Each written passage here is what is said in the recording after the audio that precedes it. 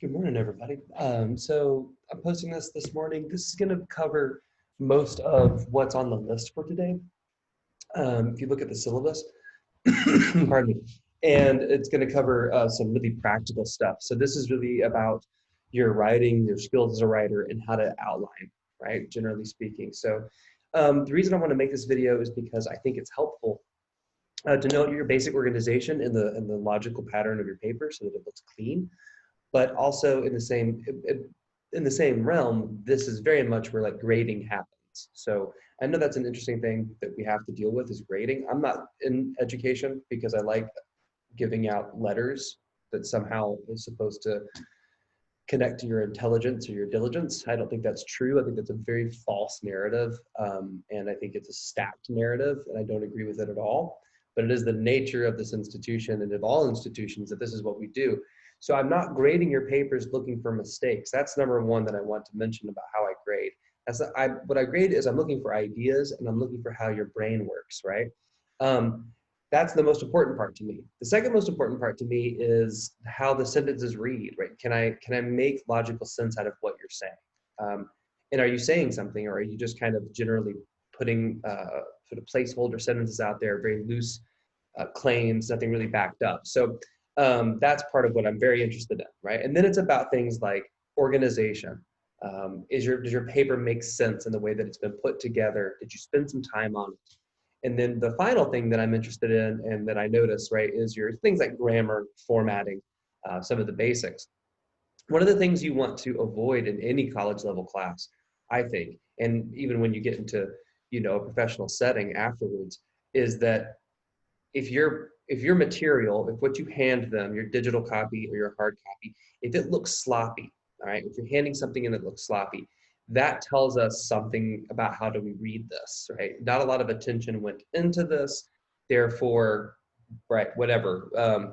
It's probably going to be sloppy. That's an unfair bias, but if I get a sloppy looking paper, I'm way more on alert that there's going to be more mistakes inside of this because there's some basic problems to begin with. So you just want to make sure that you keep your paper clean. This is what I'm trying to teach you today, some real basic stuff. This is meant to help you with every assignment that you do. And it should be, hopefully, you can apply it to other classes as well. So I'm going to go ahead and share the screen with you here. I probably don't have to tell you that. I can just do it. I have to actually say all these things. So I wrote this a number of years ago. These first 5 points have a lot of capital letters in them. I started writing this, I was very upset one morning about something, so I was screaming into this document. I think there's some decent information in there, but it's nothing really too special. I'm starting at number 6. The thesis is a critical original statement that addresses a central issue in the primary text. So this is important. It's critical. Critical is beyond is saying something beyond that which is observationally a fact, right? So saying this is a poem isn't a critical statement because it requires no real evidence. It's just a fact. Another thing that this is not, it's not a value judgment. So we're not saying it's good or it's bad. I like it, I didn't like it. We're trying to think of something more critical that's also original, right? So something maybe you noticed, this goes down to the nuanced aspect of looking at poetry, is you have to find something that you paid attention to that's interesting to you inside of the poem. And it has to be a statement, right? And it has a central issue to the whole poem, right? Or the primary text. It doesn't just have to be a poem, it can be anything.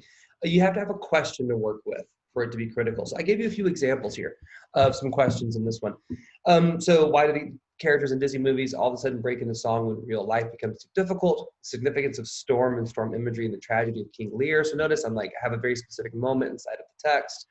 I'm asking a question like why, I'm looking for significance, why, right? So that's a good way to lead into a thesis question. Why does Conor Oberst start his album with a story about a woman on an airplane? And why does the main character in Evil Dead need to have an addiction to heroin? Or even better, does the character in Evil Dead need to have an addiction to heroin? So I'm looking at the text. I see something that seems central to the text. It's important to the text, right? So like in a Disney movie, singing would be important to the text. In King Lear, storm imagery, Conor Oberst, the opening of the album, and then the movie Evil Dead that has to have this protagonist who has an addiction to an opiate. So these are critical questions. So from this, we try to form a thesis. So we have to tweak it after we've written the paper, right? So I've talked about this. So these are, I'm trying to turn these same things now into a critical claim, right? And then I'll explore that through the rest of this. So let's take, for instance, let's look at the Evil Dead one, which you've never seen either one, the first one or the remake. They are highly violent, very, very dark, but deeply entertaining. The second, the newest one, Evil Dead, is very legitimately scary. It's a fantastic movie. The main character in Evil Dead must be addicted to heroin because it allows for her conversion at the end to be complete. I will show how her heroin addiction, her weakness, is in fact an empowering element of her character. Without it, she wouldn't have the strength to destroy the evil. Thus, the movie suggested only real heroes or heroines that we have in this world are the ones with the most damage done to them.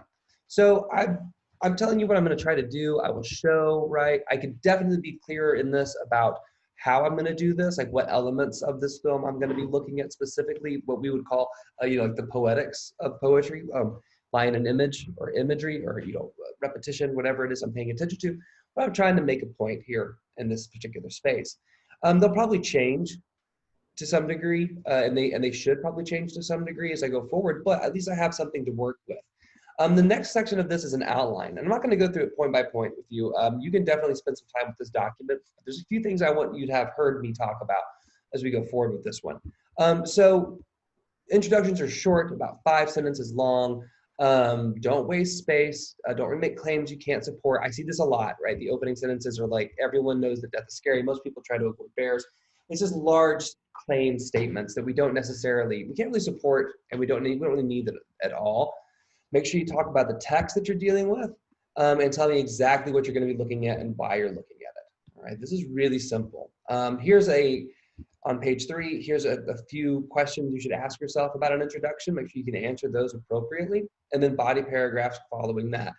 I'm not trying to burn through this. If you want me to follow up on any of this stuff, let me know. I can't imagine this is super exciting to listen to at 9 a.m. It's not super exciting to make at 7 a.m., but I do think that it's helpful information.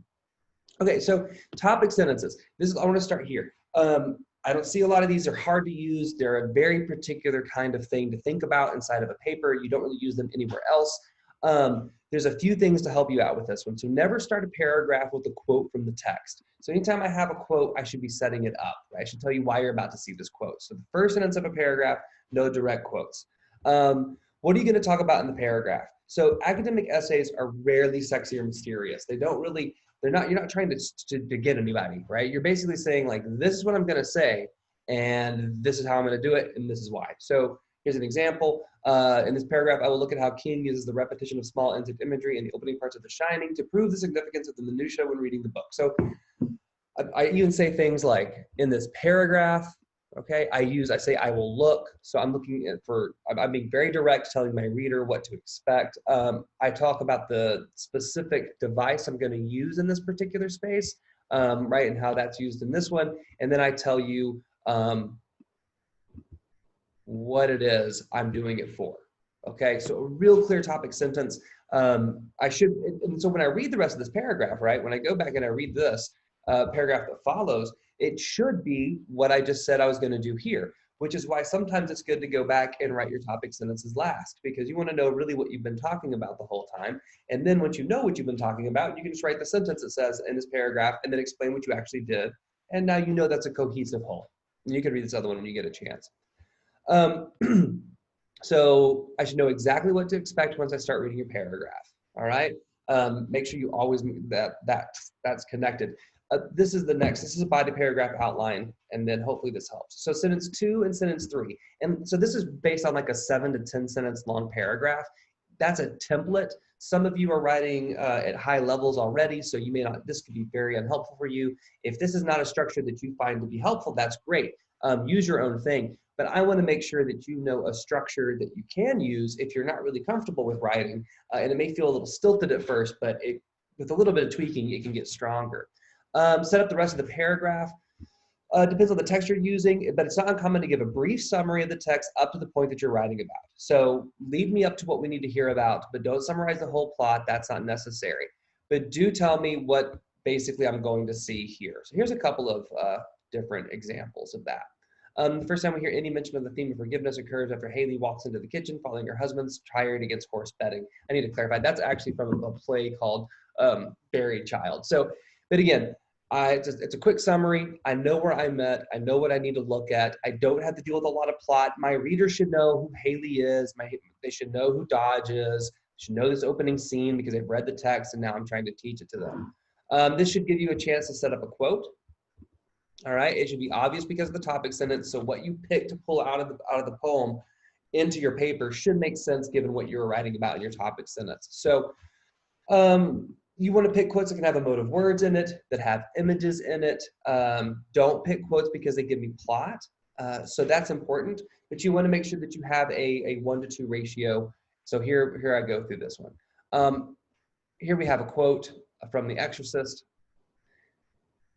So I break down why this is a good quote. All right. The character is talking about God, so that's a big deal. My thesis may have something to do with how God is portrayed in the novel. The word do is repeated twice, italicized once, and the word act is repeated twice and italicized once. The character is making a point about actions versus ideas. So here I am looking at specific elements, cherry picking from the text. So this is a strong quote for that one. Repelled in love, seem at odds at one another, so I can talk about how tensions are created, right? And the opposition is created. So it's a great quote. It gives me a lot of information to work with. I can spend plenty of time on it. I can often make this into something interesting as I work forward with it. So this is the choice of the quote. So make sure that you read that, asking you some questions within this one. The 2-to-1 ratio, it's a good place to start. Never repeat the plot or summary presented in the quote. So after you put the quote inside of a paragraph, don't let the very next thing be, in this quote, those characters are wondering whether or not God is the thing about acting you're doing. Don't do that. We got the plot. Move straight into this one, right? This is a bad follow-up to the quote that we just read here. So here's the quote up here. I'm sorry. Here's the quote up here, and down here is the bad follow-up, which is this. In this quote, Father Marin is explaining to Father Damien White how he came to understand his relationship with God. Yeah, absolutely right. That's exactly what's happening, and it's not at all interesting, and I don't need it. The quote already told me that. So here's a good one, right, or a better one. Because so much of this novel depends on the character's relationship with God. So notice what the first thing that I do, right? I lean back into the whole text. So what I'm saying when I do that is this one quote on page whatever, 317 or 312, this whole quote, if we look at it closely, we can understand that this is actually indicative or true to the whole text. So I'm making that claim right off the bat. When Marin separates the do, notice that I'm cherry picking an act with emphasis or italics, right? We can see that his relationship to God is not one of mouth service of statement, one of action and physicality. The tension between action and language or mouth service is further developed by the suggested dichotomy between the people who repelled Marin and his need to show them a greater act of love. As such, we can see that Marin is a character who sees religion and love. Okay, so there you go. Right? I am not simply quoting the plot. I am trying to cherry pick words. I don't stop there. I tell the reader why they're important to the character novel as a whole. And my amount of space of the explanation has taken more space than the actual quote. So here we go. I'm going to enter to my next quote. It's a bigger paragraph. So this is just kind of some basic stuff. I want you to kind of go through all of this one when you get a chance. I'm not going to go too in depth. This is basically saying if you put in 2 direct quotes into a paragraph, how would you handle that? And it pretty much just says, yeah, that's the element that you're trying to pay attention to. Never finish your body sentences with a quote from the text. Same thing, right? We should have time to talk about them. Think about how this helps you understand the grasp of it, right? And kind of tie back to your topic sentence, just tie back to your thesis statement. And of course, that's an example of what that is. And then a transition is very simple, right? A transition sentence is to go from, tell me what you did now that I've shown how Marin approaches the difficulty of loving God through both word and action. So that says, like, that's what I just handled inside of that paragraph. I will now show how Father Damien uses language and ideas to battle the forces of evil in the novel. So here's what we're dealing with in this paragraph. Here's what we're going to deal with in the next paragraph. And then my following topic sentence will have a reference back to that, all right? Excuse me, that's a paragraph breakdown for you. Here's the rest of the outline, body paragraph 1, 2, 3, 4. So I'm trying to go through this as best I can to walk you through the rest of this one. And then here's some basic ideas that I think are really kind of helpful to have. So it's a long document, and I typically don't, in a normal semester, I don't really teach that document. I provide it as an option. So I hope that it's helpful. Use it as a reference point. I'm happy to make more content based off of that document if it's helpful. And if it's not helpful, then I won't worry about it. As always, reach out to me if there's something I can do. Your Zoom today and will have something to do with this document. So please make sure you spend some time with it. Other than that, I hope you have a lovely morning. And if you have questions, reach out to me today, please. Thank you. Bye now.